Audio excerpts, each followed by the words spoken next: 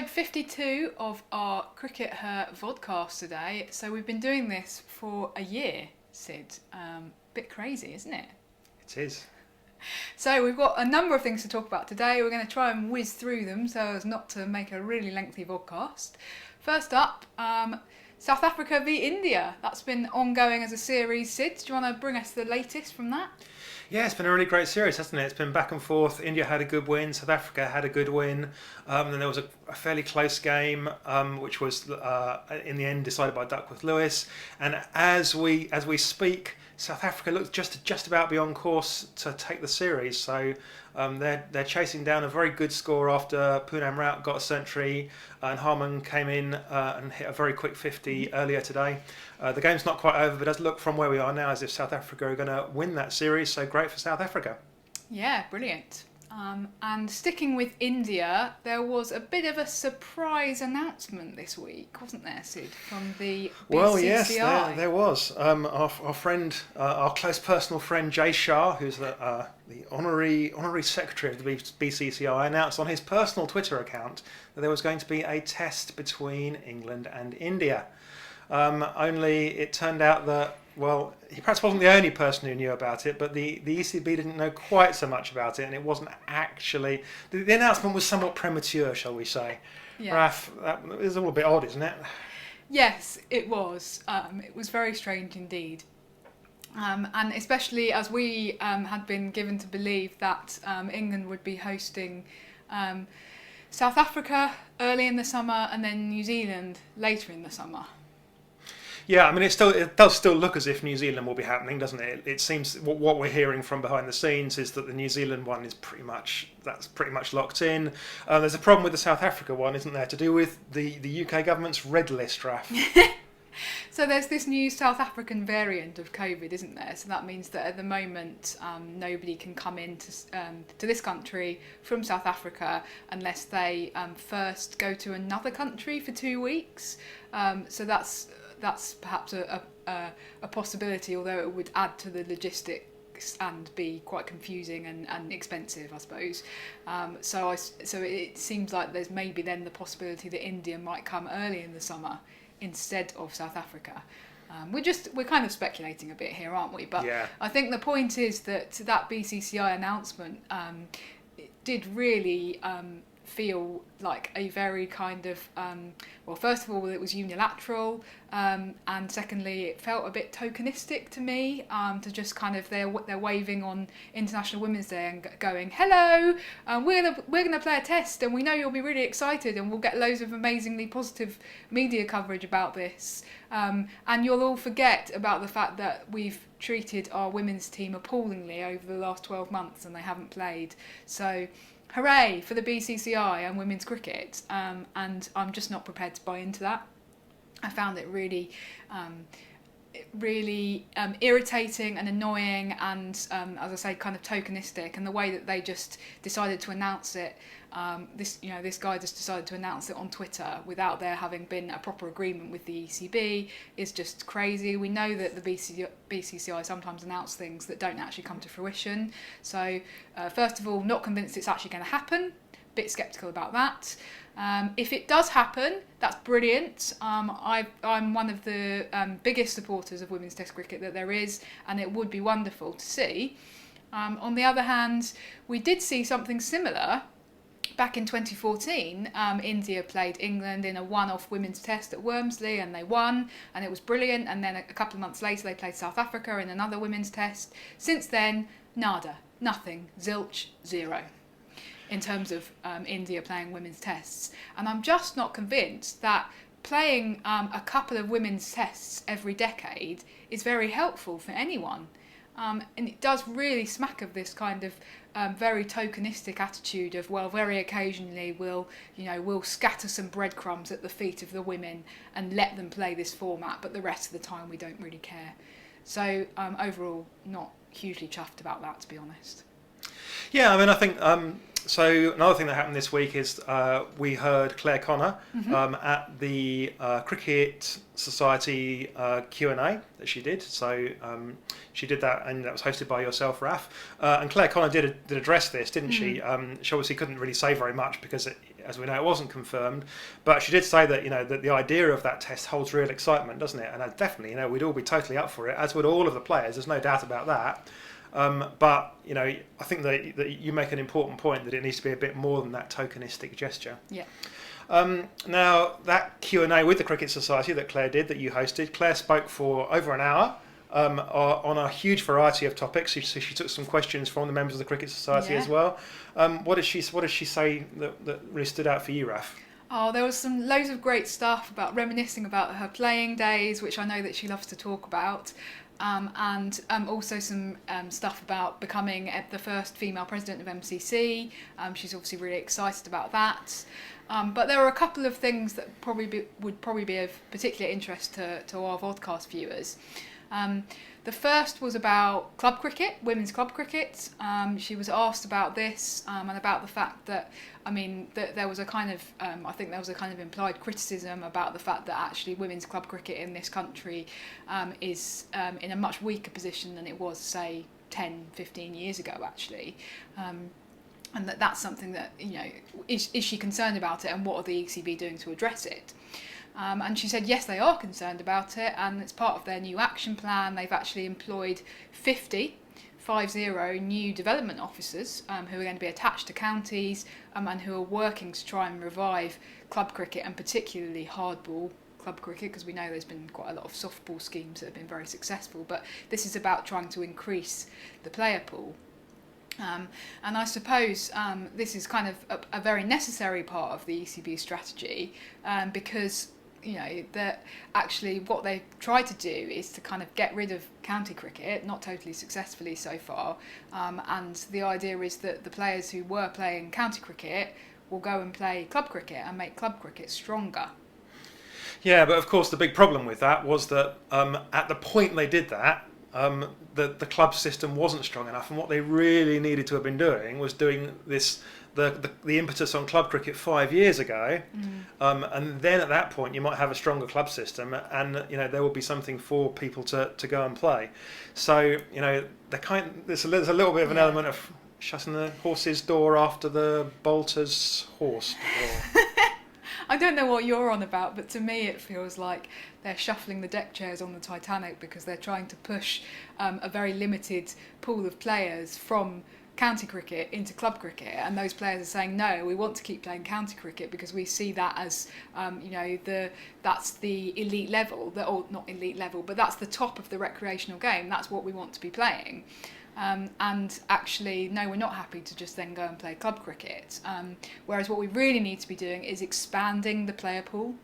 And I think that is partly what Clare was saying, actually, is that's going to be the role of these development officers, is to try and get more women playing and kind of women playing higher level and better quality cricket, and then you do end up with a bigger player pool, so hopefully you can support both club and county cricket. So that was one thing. There was another thing about, she was asked, and I thought this was a really interesting, really important question, about whether it concerns her that women's cricket in this country remains very white. And she said, yes, it does. And she did actually give the statistic that we've kind of talked about, which is that there's only been 4 non-white women ever to play for England, and one of those only played one game, Sonia Adedra. She got a name check from Clare Connor in the Q&A. And so, yes, Clare said, yes, they are concerned about it. And one of the things that they're trying to do to address this is to work with the ACE programme, which has been set up by Ebony Rainford Brent, has started off in Surrey and is now expanding into Birmingham, and I think maybe some other places. And so Clare said that the ECB are lending their support to that, which I think is really good because it's such an important programme. It's really important work to try and kind of encourage the next generation of black girls into cricket. I think ACE has got, there's an element of black boys as well, but obviously Ebony herself is really keen to see girls coming through that programme. So if the ECB are supporting that, I think that's brilliant. There's some really interesting things came out of the Q&A, and I thought that Clare spoke generally very well. Great. Now, over to Australia, Sid. A bit further away, what's been happening in the WNCL? Well, there's only been a couple of matches this week, but I've set my computer to work again, and I've added a bit more stuff to it. I've asked it also to tell me a sort of confidence level or a certainty level that people are going to qualify or not if they win all their games. Because of course that's always one of the other big questions. Is like, if I win all my games, I know I'm going to get X number of points, but does that mean I'm definitely going to qualify? And the computer again can only do this by looking at all of the scenarios, and there's still thousands and thousands of scenarios to look at. But we can confirm that both New South Wales and Queensland have their destiny in their own hands. So if either of those sides wins both their games with their bonus points, they will definitely qualify. There are still several other teams that can qualify. Tasmania can definitely still qualify, but Tasmania are dependent, for example, on other results. They're dependent on either Queensland or New South Wales not winning both, or rather they're dependent on both of them not winning both their games. One of them will definitely win one of those games because they're playing each other. And there's a lot more games taking place next week, so next week should reveal who's going to be playing in that final. And obviously the internationals have all now gone off to quarantine in Australia. New Zealand, yes, yeah. Sorry. So that could be quite interesting to see how the remainder of the competition unfolds. Keep using your exciting programmes to keep us all up to date with that. Computer says yes. Well, not if you're from Western Australia or ACT, to be fair. Computer says no, I'm afraid, guys. Sorry. It's not our fault. Now, if you've been following stuff on Twitter this week or on your social media of choice, you'll have seen some fuss with all the cricket journalists tweeting about something called the ECB Reporters Network. Raf, perhaps you can explain to our viewers what the ECB Reporters Network is and what it's all about. Sure. So it was set up in 2014 as a kind of response to concerns that coverage, particularly of men's county cricket in England, were that coverage had really been dying out or been slashed. So the idea was that this new network of reporters would cover all domestic cricket, that there would be at least one reporter at each match. Or for the men's multi-day matches at every day of each match, and that then they would produce match reports and I think some features as well, and those match reports would then be sent to different publications, and so it would both reach local and national newspapers, but also cricket-specific publications like ESPN CRICKETher and the CRICKETher, I think. And so each of those organisations would benefit from having those reporters at the matches. And then in more recent times, it started off as an exclusively men's thing, I think, and then in more recent times, the Reporters Network has also provided match reports from Kia Super League matches, and last year from Rachel Hayhoe Flint matches. And we've done a couple of them in the past, haven't we, Raf? We have, yeah. We covered some of the RHF Trophy, we've covered the Super League in the past. Yeah. So we've kind of been part of that. Mm-hmm. Now, we've obviously benefited a little bit from that. We've got paid our £80 a day or whatever it is. Yeah. Because, yes, guys, it's not a huge amount of money. But who pays for it, Raf? Because actually this is the heart of the problem, isn't it? Who pays for the ECB Reporters Network? Yeah, absolutely. So I think that each of the publications who want to take the content at the start of the season, they sign up for it and they pay a small amount. I've no idea how much, but largely it's funded by the ECB.